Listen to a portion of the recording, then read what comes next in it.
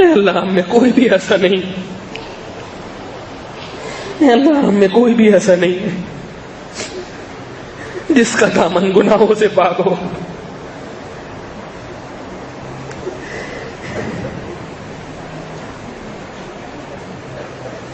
اے اللہ ہم میں کوئی بھی ایسا نہیں ہے جس کا دامن گناہوں سے پاک ہو۔ ہم میں ہر شخص گناہوں سے آلودہ ہے،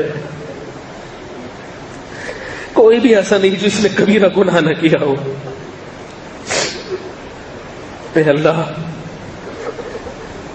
اے اللہ تیرے سامنے اپنے جرائم کا اقرار کرتے ہیں، تجھ سے توبہ کرتے ہیں، اللہ ہمارے ان جرموں کو معاف کر دے۔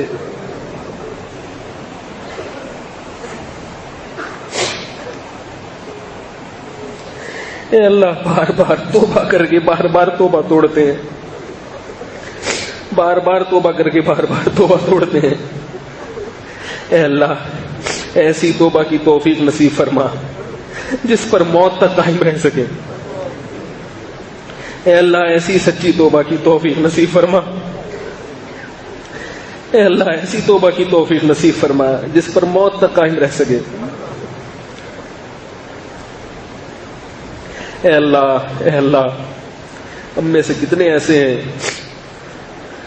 جنہوں نے وراثت کا مال کھایا ہے، اے اللہ تو ان کو اس جرم سے توبہ کی توفیق نصیب فرما، بہنوں کا کمزوروں کا حق ادا کرنے کی توفیق عطا فرما۔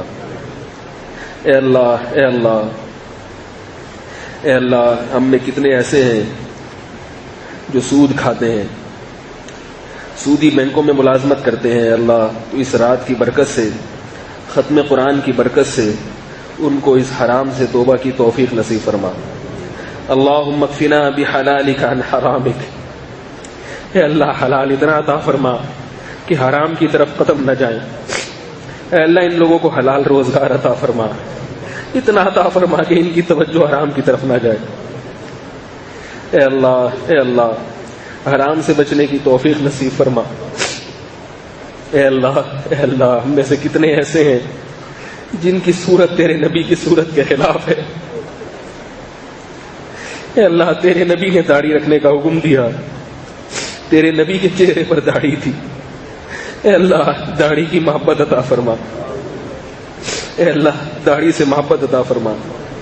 اے اللہ جو داڑھی کاٹتے ہیں ان کو اس جرم سے توبہ کی توفیق نصیب فرما دے۔ اے اللہ کتنی خواتین ہیں جو پردہ نہیں کرتی ہیں، اللہ تو اپنے فضل سے ان کو عفت اور پاک دامنی والی زندگی نصیب فرما۔ اے اللہ عفت اور پاک دامنی والی زندگی نصیب فرما، پردہ کرنے کی توفیق نصیب فرما۔ اے اللہ تیرے نبی نے فرمایا وہ عورت جنت میں نہیں جا سکتی، وہ عورت جنت میں نہیں جا سکتی جس کی موت اس حال میں ہو کہ اس کا شوہر اس سے ناراض ہو۔